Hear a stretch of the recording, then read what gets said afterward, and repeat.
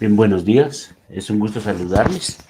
Bienvenidos a la penúltima clase de este semestre, segundo semestre de 2021, en su modalidad virtual. En nombre de la Universidad Rural de Guatemala, les damos la más cordial bienvenida. Estamos en el curso de Administración 4. Su código es FG071. Estamos en la semana número 15. El tema, técnicas de valoración de personal. Mi nombre es Renato Jiménez.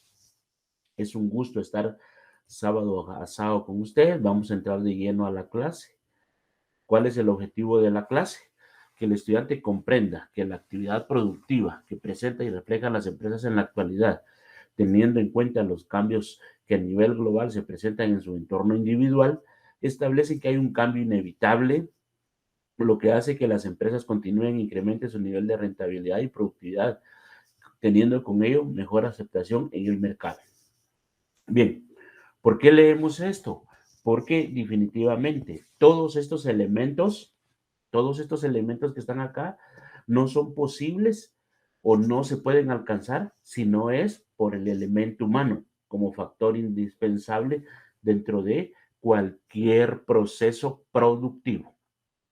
Entonces, es por eso que hoy vamos a ver un tema que es muy valioso para las instituciones, tanto para las instituciones como para el trabajador mismo. Bien, entonces vamos a ver lo que es la valoración de personal. Bien, la valoración de personal es un servicio de evaluación que se aplica para conocer las capacidades, las competencias y la adecuación del puesto de las personas que han sido integradas a la empresa o con aspiraciones a incorporarse a ella. ¿Cómo se va a dar con las aspiraciones? Una cosa es que la persona ya esté dentro, como dice, pero ¿cómo se va a dar esa valoración de personal a los aspirantes que se pretendan incorporar a la empresa? A través de los procesos de reclutamiento y selección. Tómenlo muy en cuenta.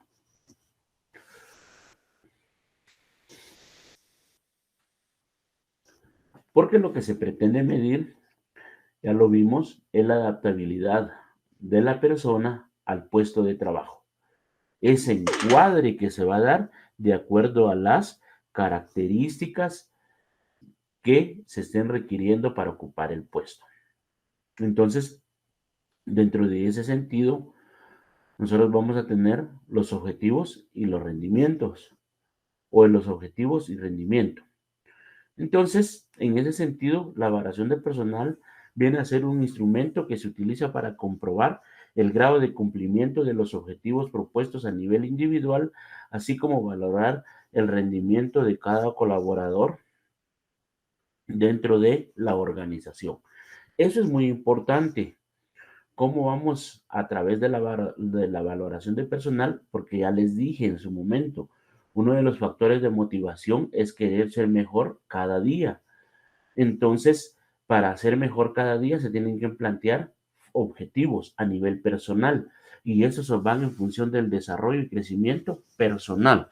¿Cómo es factible llegar a esos dentro de un contexto laboral? Dentro de un contexto laboral, ¿cómo es factible llegar a ellos? Determinando si están aparejados a las necesidades y expectativas de la organización. Si el trabajador no quiere crecer, no tiene una motivación, no quiere nada, entonces definitivamente no va a contribuir al desarrollo institucional, porque lo único que quiere es llegar a trabajar, ganar su salario, que le paguen y regresar a dormir a casa. Esa sería la intencionalidad. Y eso es perceptible. Entonces, desde ahí se va a determinar en cuanto a la valoración del personal los objetivos personales para adecuarlos o concatenarlos al rendimiento organizacional.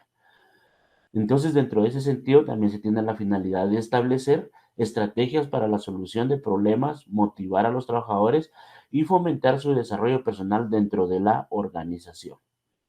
Entonces, dentro del material va una serie de ejemplos que ustedes van a poder valorar. Pero lo que se pretende en sí es siempre en la valoración del personal.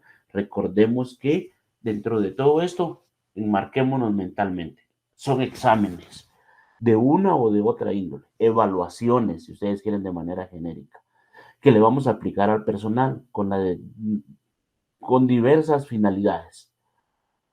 Por ejemplo, puede ser un DNC para desarrollar un diagnóstico de necesidades de capacitación, para determinar la satisfacción y el grado de motivación en los puestos de trabajo, e inclusive exámenes para determinar la factibilidad de establecer un incremento salarial. En función de eso es que van a ir toda esta metodología. Entonces, dentro de esos objetivos, dentro de medir los objetivos en el rendimiento, es medir el potencial humano, establecer criterios y formas de medir la productividad de los trabajadores, detectar necesidades, actividades de capacitación y desarrollo de personal, evaluar la productividad y competitividad de las unidades dentro de cada organización para ver cuál es más productiva, establecer políticas de promoción, ascenso y rotación de personal, determinar cómo mejorar el clima organizacional a través de las relaciones humanas, mejorar las relaciones jefe inmediato subalternos, ¿m? Actualizar los descriptores de puestos, todos esos elementos, ¿verdad? Después vamos a, dentro de esa valoración de personal, pasar al otro elemento que es certificar. Entonces, este es un aspecto importante que no puede faltar en cualquier evaluación que se haga. Es la capacidad de ofrecer una calificación numérica para el colaborador. Recordemos que tenemos que utilizar parámetros de comparación, pero no hacer una comparación entre uno y otro trabajador, sino que hay factores estándar de medición dentro de la evaluación de personal, los cuales ya están establecidas las guías y las formas. Hay evaluaciones de 90 grados, de 180, de 360 grados, los cuales nos van a arrojar un resultado y ese resultado va a ser el que se va a comparar. Entonces, ¿cómo lo vamos a certificar? A través de las calificaciones, que son las que nos van a dar la ponderación, los punteos estándar, promedios, para determinar la calidad del trabajador. Otro elemento importante también es orientar. Y dentro de ese sentido, es muy común ver que las empresas evalúan el desempeño de sus colaboradores sin tomar un tiempo para explicarles la importancia y el valor del proceso. Yo he estado en varios procesos de evaluación y les he comentado.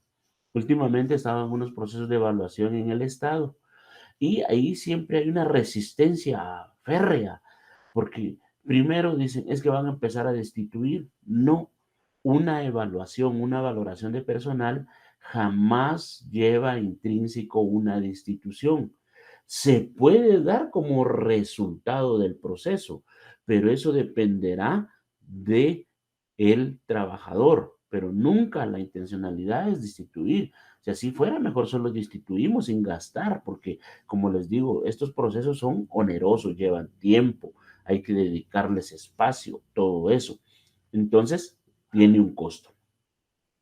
Entonces, eso hay que explicar, orientar para qué va a servir, en función de qué va, para que no esté esa resistencia y pueda existir la mayor colaboración posible, tanto del empleado como el supervisor o los que encargados de realizar la prueba, ya que estos siempre deben estar comprometidos a lograr el desarrollo del personal y los objetivos de la organización. Ese es los elementos sustanciales. De ahí nos vamos a los factores a considerar en la valoración. Bien, esto es bien importante, estos elementos. Competencias en el logro de los objetivos, es decir, aquellas capacidades que tiene el personal que son propiamente requeridas o exigibles por la organización, que de no tenerlas no va a ser posible alcanzar los objetivos organizacionales. Entonces, como su nombre lo dice, son competencias laborales básicas, son habilidades esenciales que tiene una persona. Entonces, muy importante, este tipo de competencias suelen ser de carácter universal y abarcan una serie de conocimientos que son adquiridos por una persona desde muy temprana edad y se afianzan con la educación formal. Era lo que les decía, son capacidades inherentes a la persona y que se adecúan al puesto derivado de la educación. Ahí es donde se da esa situación muy importante donde al niño se le pregunta, ¿qué querés ser cuando sea grande? Policía, ¿verdad? No, hombre, no, pensarlo bien. ¿Y qué querés ser cuando sea grande? Médico. Y se le pregunta a los niños, ya cuando están en el diversificado, mira que vas a ir a estudiar a la universidad. Yo digo que voy a ser administrador. Oh, ¿y el médico dónde se quedó? ¿Me vieron? Entonces, esas son las competencias y se le llama universales porque básicamente todos los integrantes de la organización, todas las deberían de tener alineadas a los objetivos institucionales. Por eso es muy importante establecer los perfiles de puestos al momento de contratación. ¿Me vieron? Ahora se está amarrando todo el proceso a un procedimiento lógico y debidamente estructurado, que va desde la idea de crear un puesto hasta su consumación y ocupación a través de un proceso de selección. Y ahora ya estamos en una etapa de desarrollo y formación. Entonces, ahora queremos ver si no nos equivocamos en nuestra contratación. Evaluémoslo, porque yo para esto lo traje, para que rinda. Y entonces, eso. Dentro de esos ejemplos tenemos la escritura, las matemáticas, la gramática.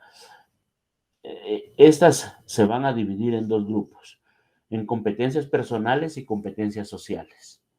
Esas van a ir en función de los objetivos. Las competencias personales son muy importantes porque este subgrupo entran las aptitudes que se aprenden con la educación formal, como lo son las operaciones básicas de las matemáticas, la lectura y la escritura, entre otras. Son las habilidades que se tiene para ocupar el puesto.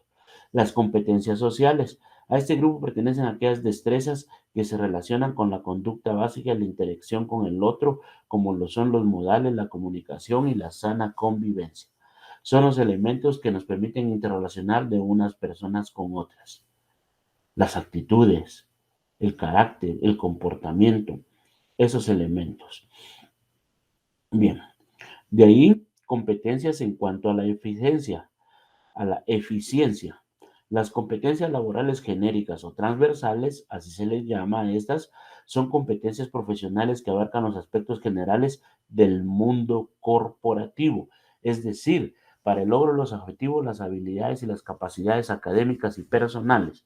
Ahorita para la eficiencia son y pensemos en especializaciones o especialidades que debe de tener. Por ejemplo, ya vimos las matemáticas y vamos a contratar a un contador. Entonces, ¿qué tiene que tener? Tiene que tener un dominio de las matemáticas, pero aparte, tiene que tener una habilidad numérica que, por ejemplo, el asesor jurídico. Al asesor jurídico le puedo decir yo, ¿cuánto es 2 más 2? Y me va a decir 7. Y está bien. Para mí no hay ningún problema. Pero al contador le voy a decir, ¿cuánto es 2 más 2? 4 me tiene que decir él. Si me dice 7, definitivamente no me va a funcionar. Entonces, esas son competencias en cuanto a la eficiencia. Pero entonces veamos al abogado, como les digo. Mire, deme la definición de trabajador según el Código de Trabajo. Entonces ya viene él y me dice, ¿verdad? Es toda persona individual, ¿eh? Que vende su fuerza física o intelectual a un patrón durante una jornada laboral por una remuneración, a cambio de una remuneración o salario. Y me da la definición. Entonces, bueno, él sí sabe. No sabe de números, pero sabe de leyes, que es su capacidad. Entonces, son esas competencias, esas habilidades específicas para el puesto y que eso lo va a hacer eficiente. Esa es. Esas son las capacidades. Entonces, estas competencias están estrechamente relacionadas con el pensamiento creativo y la inteligencia emocional y van a ser útiles en cualquier disciplina o campo laboral. Es una persona proactiva y creativa, la persona que tiene esas competencias específicas del puesto. Y después tenemos las competencias interpersonales. Esto es muy importante porque son competencias laborales genéricas. Hablamos de destrezas que se enfocan más en el ambiente corporativo. Entonces, estas competencias se relacionan con el conocimiento y el oficio en concreto. Este tipo de habilidades van de la mano con las competencias genéricas, que son las que apuntan o apuntalan la eficiencia dentro del puesto de trabajo. En ese orden de ideas, una persona posee habilidades para la solución de problemas, podrá desempeñar un cargo como líder. Era lo que les decía. Competencias interpersonales. Y después tenemos las competencias adicionales. Esas competencias adicionales que se requieren o demuestran a la persona que fortalecen sus conocimientos sobre el puesto. Por ejemplo, una buena dicción. Una buena dicción, es decir, tener una facilidad de palabra. Manejar algún idioma, por ejemplo. Imagínense que estemos en una línea de producción y los envoltorios vienen en inglés, al menos tenemos que saber o interpretar qué es lo que nos está diciendo. Si yo les dijera no estivar más de 4 cajas, ¿a qué me estoy refiriendo? Que no se deben de colocar 4 cajas en su debido orden, o sea, más de 4 cajas. Y si yo pongo 5, bueno, aguanta, pero puedo causar un daño. Las instrucciones son claras. Entonces, esas competencias adicionales son las que van a fortalecer a la persona con los conocimientos extras, adicionales, tanto intelectuales, académicos, como personales. Bien, continuamos. De ahí tenemos la validez y confiabilidad. La validez y la confiabilidad son dos elementos muy importantes. Y aquí les pongo, miren, opinión. Pero no es solo la opinión, sino que también está en un pergamino. ¿Por qué les explico esto? Porque la validez y la confiabilidad van a ser dos elementos integrales. Es decir, van a integrar la valoración de personal en formatos estándares autorizados por la organización o la empresa y aunado a ello tiene que ser de índole general, como decíamos en el proceso de orientación. Se le debe orientar a la persona y también se deben aplicar las pruebas de valoración de personal adecuadas. Yo les comento, en una ocasión me pasaron una prueba para una prueba de valoración de personal y sacaba yo 55 puntos. 55 puntos. Y yo hice la prueba y yo sabía que a mí me iba a ir mal en la prueba. La entregué. Entonces vino mi jefe inmediato y me llamó y me dijo que no me iba a hacer un llamado de atención, sino que iba a dejar una constancia por escrito de que mi rendimiento no había sido el adecuado. Y yo le dije que estaba bien. Me la entregó y cuando me la entregó, yo le dije que no se la podía recibir y no se la podía firmar. Y me preguntó por qué. Porque esa prueba carece de objetividad. Si quiere, anótelo, déjemelo y yo le voy a responder. ¿Y por qué? Me dijo. Porque mire, las últimas 4 preguntas son las que tienen mayor ponderación. Y la primera pregunta dice, cuando usted atiende al usuario, le entiende el requerimiento o le explica qué es lo que o sea, que le explicara qué es lo que debía de hacer para obtener la información que requería. Y me dijo, vaya, ¿y qué tiene? Yo no atiendo a usuarios. Entonces ahí ya llevo 0, porque no me están preguntando lo adecuado. ¿Cómo lo ha calificado? ¿Cómo ha calificado el usuario el servicio prestado? Ahí también tengo 0. También ningún usuario me va a calificar porque no interacciono con él. Y la cuestión es que las 4 últimas preguntas iban en función de la atención al usuario. Entonces, eran 8 preguntas, las primeras 4 estaban buenas y las segundas 4 estaban malas. Imagino que me puso 5 puntos por el nombre. Entonces yo sacaba 55 puntos. Entonces tuvieron que, y eso lo hice saber a recursos humanos, tuvieron que reestructurar la prueba de valoración. Y ya cuando la hicieron, entonces ya obtuve la calificación que debería de tener, que me dejó satisfecho a mí y satisfecho a mi jefe inmediato. ¿La vieron? Por eso es que tenemos que tener esa validez y esa confiabilidad. Entonces, la validez puede entenderse como el grado en que un instrumento realmente mide la variable que pretende medir. Esto significa que un determinado instrumento debe de medir estrictamente la variable que se desea medir y no otra, aunque sea muy parecida. ¿Vieron? Eso es lo que tiene que ver. Póngale, mire qué tan productivo es usted en su puesto de trabajo. Y la productividad se puede ver desde 2 puntos de vista, porque ya lo vimos. Económica, o sea, cuánto es capaz de producir de ingreso para la empresa o cuántas unidades puede producir.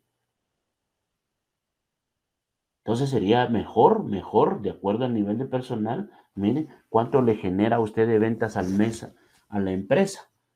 Y la otra pregunta, ¿cuántas unidades produce usted? ¿Cree que está siendo eficiente en la producción de sus unidades dentro de la organización en un periodo mensual? Y él le va a decir sí, no, cuántas produce, y ahí ya se van esbozando el cuestionario. Porque si hablamos de productividad, el vendedor simplemente le puede decir es que yo no hago unidades, yo no produzco. Eso lo hacen allá en producción y no la contesta. Y ahí le va a poner una mala puntuación. Y peor si es el vendedor que más ingresos le genera a la empresa. Imagínense qué conflicto. Entonces, esa es la validez. La validez del instrumento va a determinarse por la objetividad que tiene este para medir. Entonces, aquí en el material les va un ejemplo donde indica que, como ejemplo jurídico, un instrumento elaborado con el fin de medir datos relativos al derecho laboral tiene validez cuando sí y solo sí mide los datos referentes al derecho en cuestión y no a otro tipo de derecho como, por ejemplo, de materia mercantil o civil, aunque las 3 áreas son de derecho, no se relacionan entre sí de una forma directa, o cada uno tiene su propio campo de aplicación. Entonces, en ese orden de ideas,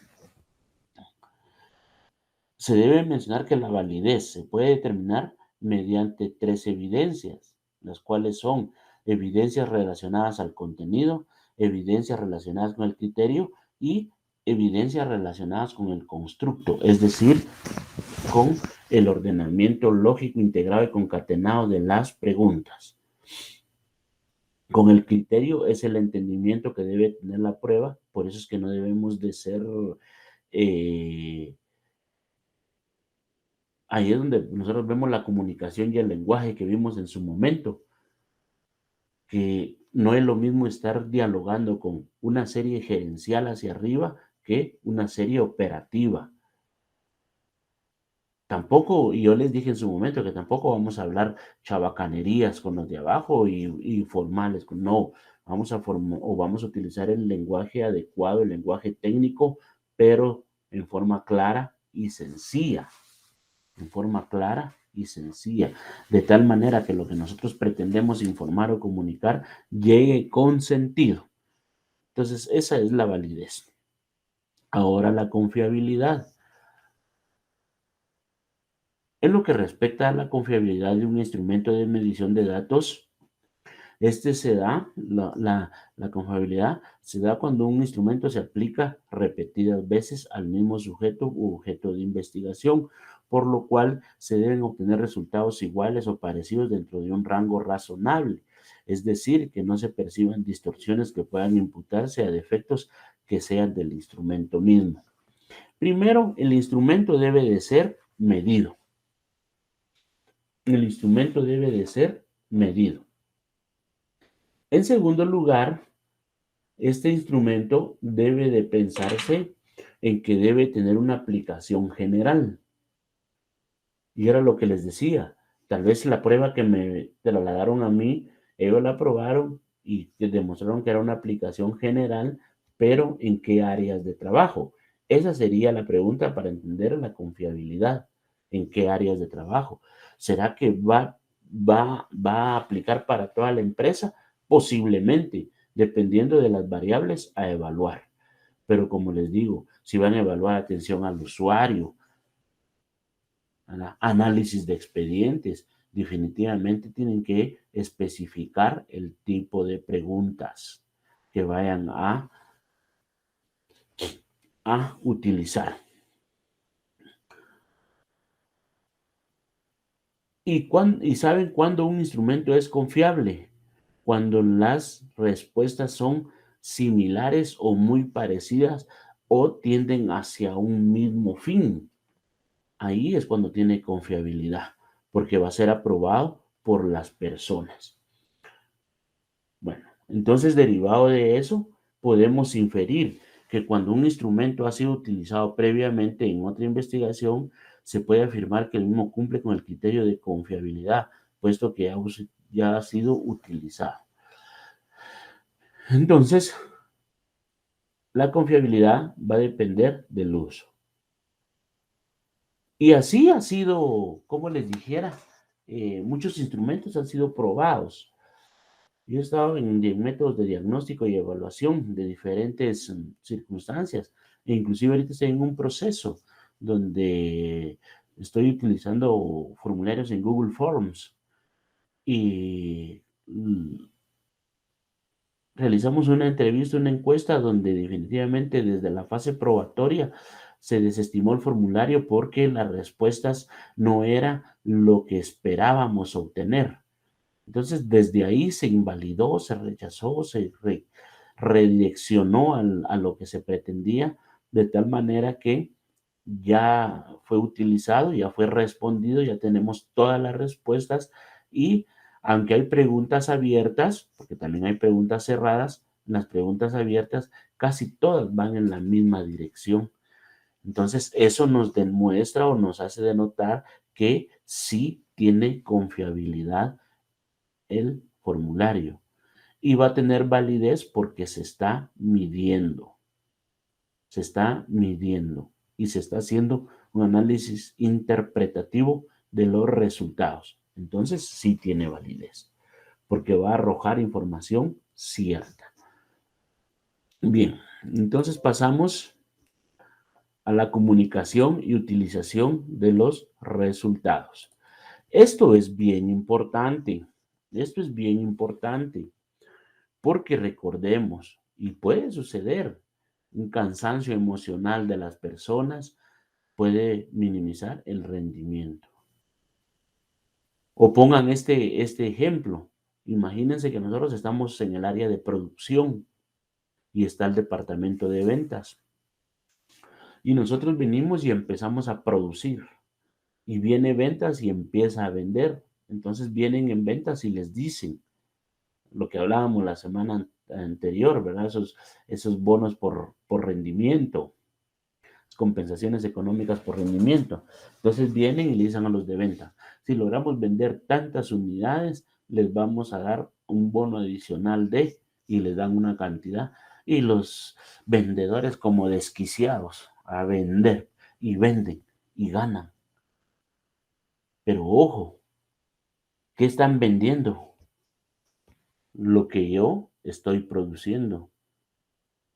Entonces, ¿por qué ellos tienen que ganar y yo no si yo les estoy proveyendo? Eso puede generar un desequilibrio, una fricción en el clima organizacional. Entonces ya no produzcamos. Si solo a ellos, pues nosotros nos matándonos aquí adentro y ellos bien gracias allá afuera y ganando y todo, entonces ya no, bajémosle y empezamos a producir menos debido a un cansancio o un impacto mental. Entonces, ahí es donde nosotros tenemos que ser objetivos, confiabilidad, validez. Entonces tenemos que comunicar los resultados, pero no solo comunicarlos, sino que también utilizarlos. Ya era lo que les decía. Entonces tenemos que determinar. Una vez que se tengan los resultados, las preguntas son, ¿qué debe hacerse con ellos? ¿Sobre qué decisiones puedo tener influencia? ¿Con quiénes se deben de compartir los resultados? Entonces, es muy frecuente que esos resultados, cuando son válidos y fidedignos y de vital importancia, queden sin aprovecharse. Es importante que los resultados lleguen a las personas indicadas en el momento oportuno y que se transmitan en una forma comprensible y que sean de utilidad. Era lo que les decía. Yo he visto en una institución que hace una evaluación al final, una evaluación del desempeño para una valoración de personal. Y todos los años siempre sale el mismo resultado. Necesidades de capacitación en sistemas informáticos o en la utilización de software. Y los básicos, Word, Excel, PowerPoint, todos esos. Y nunca se los dan. Entonces, ya la gente como que ya se cansó y yo me he dado cuenta o he percibido que esas preguntas ya solo las llenan por llenarlas, ya sin ya no les representa ningún sentido. De todos modos, nunca hacen nada y ponen Word, Excel, PowerPoint, Word, Excel, Word, Excel, Word, Excel. Entonces ya uno como evaluador dice, ya para qué la leo si lo mismo me van a responder también. Ahí va perdiendo un poquito de objetividad la entrevista. Entonces, de ahí debemos de fomentar. ¿Y cuándo se da? Cuando un empleado es apasionado y motivado, sentirá un gran compromiso y un sentido de pertenencia por su empresa. Ahí en fomentar tenemos que también tomar en cuenta la motivación, que es una característica que va de la mano con la iniciativa, porque esto propondrá por la creatividad y la innovación para hacer que la empresa crezca. Esa es la intencionalidad, la toma de decisiones. Esos son elementos que se deben de considerar, especialmente si se encuentra aspirando a un cargo con cierta responsabilidad. Se debe saber tomar decisiones de forma ágil y efectiva. El empoderamiento que nosotros vimos. Y eso lo tenemos que ver dentro de la práctica, no necesariamente al momento de realizar una evaluación, ya que eso es, como les digo, inclusive hasta parte del liderazgo mismo y un liderazgo natural. Integrar es un elemento fundamental. Entonces, el trabajo en equipo se relaciona de forma indirecta con lo anterior, pues no se puede trabajar en equipo si no hay buena comunicación, es decir, con la toma de decisiones. Entonces, la importancia de la integración o de integrar es un buen ambiente laboral, depende de los empleados y que estos sepan interactuar entre sí y por lo tanto que puedan trabajar en conjunto. Eso es lo que se pretende integrar y a través de la valoración de personal. ¿Qué tan unido está el grupo? ¿Qué tan friccionado está el grupo? ¿Qué tan distanciado? ¿O quiénes son? ¿Se recuerdan que hay grupitos? A la hora de almuerzo, cada quien formamos nuestro grupito y afines y nos vamos ahí a afines. Pero eso es durante el almuerzo, como les digo. Pero ya cuando regresamos, todos nos integramos con un mismo fin porque no pueden seguir esos grupos afines. Pero si yo soy el número 1 de la línea de producción, ejemplo, y mi compañero afín es el número 9, no me voy a ir a platicar con él a cada rato allá, porque entonces voy a distorsionar el proceso. Entonces, después, retribuir. Eso también es importante, porque la evaluación del puesto de trabajo debe enfocarse dentro de los distintos aspectos que abarca. Y también dentro de eso se debe establecer un salario justo, de acuerdo con las responsabilidades y el cargo ocupado por el empleado. Era lo que les decía. Si yo voy a a motivar a ventas con una remuneración, ¿por qué no hacerlo con producción si es producción la que me está proveyendo los elementos? ¿Vieron? Entonces se debe de pensar en ese sentido en ambos departamentos. Pero no solo en eso, sino que estoy hablando también que esto debe de ser a nivel general dentro de la organización. Formar. Una de las actitudes más importantes a la hora de asumir un nuevo empleo es tener interés por aprender, es decir, la capacitación y desarrollo de personal. La adecuación, esta también resulta muy atractiva para los reclutadores y es ese riesgo que asume alguien que quiere salir de su zona de confort. Cuando hablamos de adecuación, hablamos de desarrollo de personal, es decir, aspirar, tener nuevas aspiraciones, ya que esos cambios, esa adecuación implica evolución, lo cual es beneficioso para el aprendizaje del trabajador y para el futuro de la organización. Análisis de potencial. Eso se plantea siempre en función de las interrogantes generadas en el inicio del proceso de evaluación. ¿Para qué voy a contratar? ¿A quién voy a contratar? ¿Por qué lo voy a contratar? ¿Bien? Eso es lo que se pretende. Dentro de la evaluación se debe determinar cómo enfocar las preguntas antes de comenzar la recolección de datos, ya que al recolectar los datos, es lo que les decía, tienen que salir datos relevantes y relativos. El comportamiento. Cuando hablamos sobre comportamiento, hablamos sobre las conductas asociadas al staff de la empresa, es decir, a esa integración, a ese apoyo hacia la empresa. Porque nosotros queremos conocimientos, ya sea intelectuales, técnicos o físicos, sobre un proceso productivo. Pero también aunado a eso tienen que haber habilidades, destrezas y conocimientos, aptitudes interpersonales y personales. ¿De qué me sirve saber mucho si no voy a poder integrarme en un equipo de trabajo? Si mi personalidad va a distorsionar el clima laboral, definitivamente no me va a funcionar.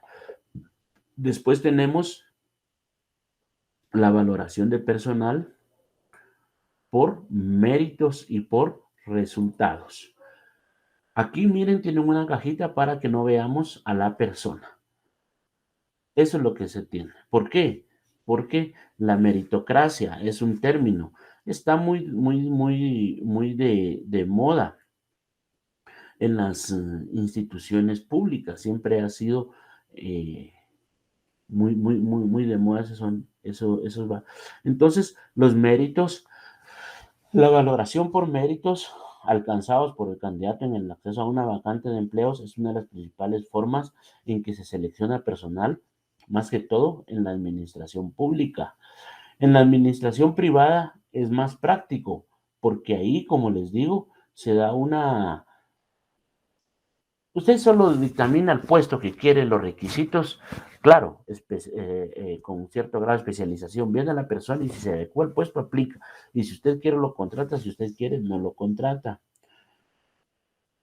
En la administración pública hay una estandarización de requisitos que no dependen de las instituciones principalmente, sino que de normativa legal ya establecida, plan anual de salarios, manual de clasificación de puestos del sector público y otro tipo de documentos. Entonces, que permiten determinar, y una especialidad, una especialidad. Entonces, de acuerdo a esa especialidad es que se va a dar en la valoración de personal y le llamamos a la meritocracia porque normalmente en el Estado siempre la condicionante, óigame bien, de manera general, son los requisitos académicos. Y ese es un problema serio para el Estado y para nosotros, porque si ahí dice licenciado en administración de empresas, licenciado en administración de algo, llegan administradores de empresas, administradores de recursos humanos, administradores públicos. La cuestión es que sean administración y cumplen los requisitos, sí, ganan las pruebas, sí, pero cuando vemos habilidades, destrezas y conocimientos, definitivamente no los cumplen o no los llenan. Entonces, ahí ya tenemos un problema que ya se distorsionó el puesto de trabajo. Entonces, los méritos es muy importante. en cualquier proceso de valoración. Porque la meritocracia es lo que nosotros hemos hecho para ser merecedores.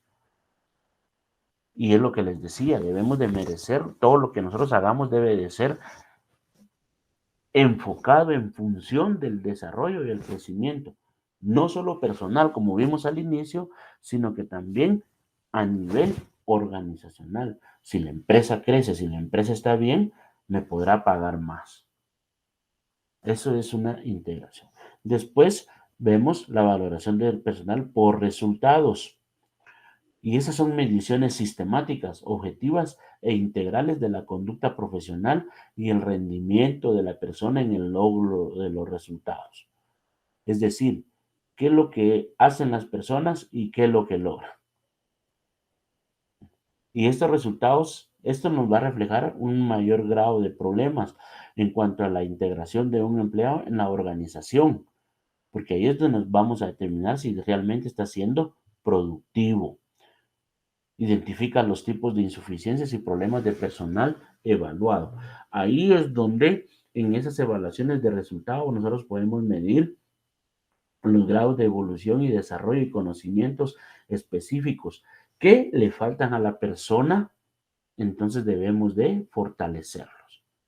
Pero se da eso, primero por mérito, por factores meramente de carácter personal, es todo lo que yo me propongo. Por ejemplo, lo que les decía, ustedes ahorita son bachilleres, peritos, maestros, tienen un diversificado, una educación, una formación académica a nivel medio.